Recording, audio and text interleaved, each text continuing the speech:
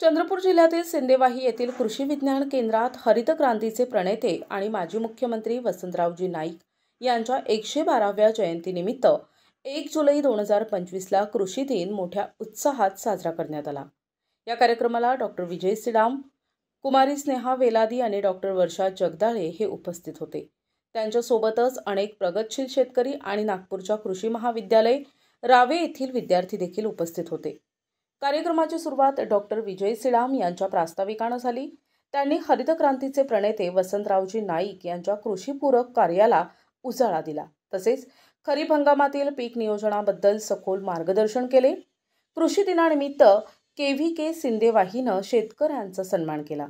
त्यांना कृषी संवादिनी देऊन गौरविण्यात आले। तसेच तूर पिकाचे प्रात्यक्षिके वाटप करण्यात आले। कुमारी स्नेहा वेलादी यांनी तूर लागवडीविषयी सविस्तर माहिती दिली।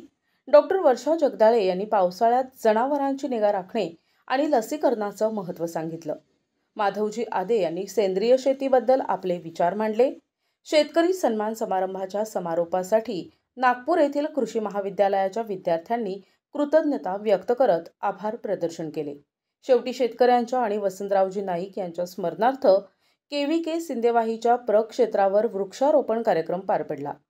कृषी विद्यार्थ्यांनी या कार्यक्रमाला यशस्वी करण्यासाठी महत्त्वपूर्ण योगदान दिलं। अशा प्रकारे KVKचे शास्त्रज्ञ आणि नागपूरच्या कृषी महाविद्यालयाच्या रावेच्या विद्यार्थिनी सिंदेवाही येथे कृषी दिन यशस्वीरित्या साजरा केला। प्रतिनिधी अमान कुरेशी, NTV न्यूज मराठी, चंद्रपूर।